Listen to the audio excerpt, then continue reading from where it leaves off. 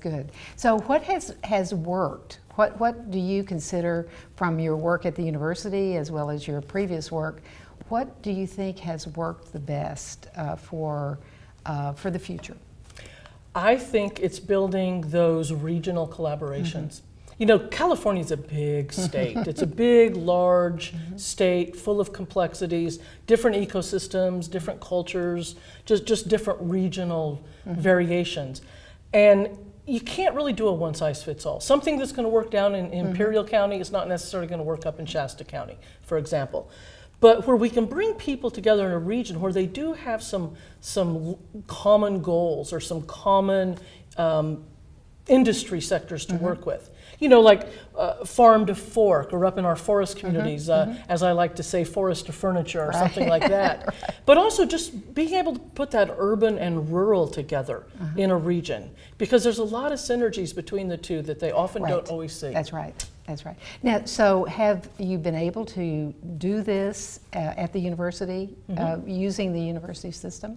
Yeah, one of the things we kicked off a little bit about a year or so ago is the VINE, which is an acronym for the Verde Innovation Network for Entrepreneurs.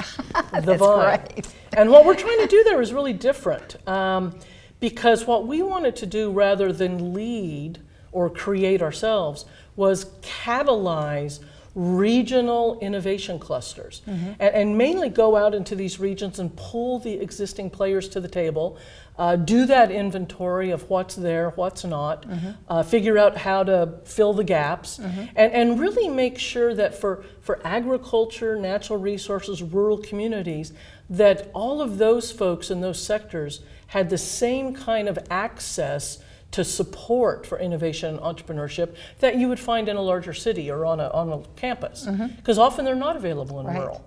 And a lot of the pieces are there, but they're a little disparate. They're not always talking to each other. There's gaps. Sometimes there's duplication.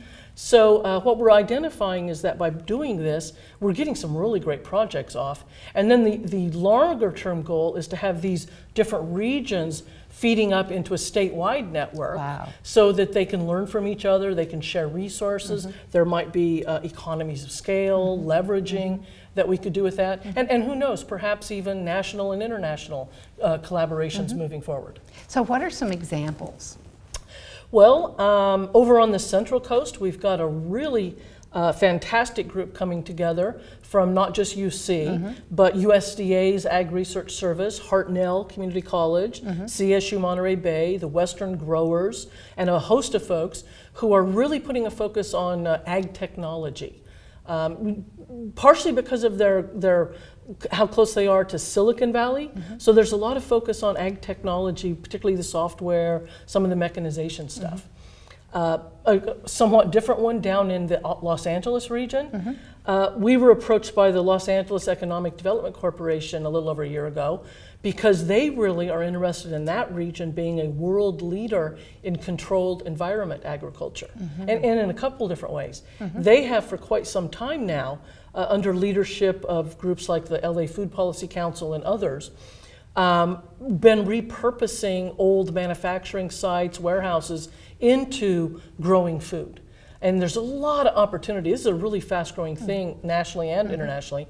The other thing is the Southern California Aerospace Council is really interested in how they can differentiate themselves from other regional aerospace councils, and one of the ways is food. How are you going to feed the people on the moon or Mars?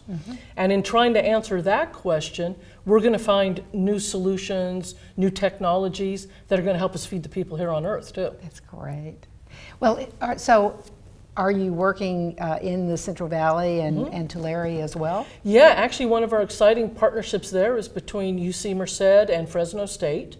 And there's a host of other players there like Bitwise, Blue Valley Tech, just the whole San Joaquin partnership.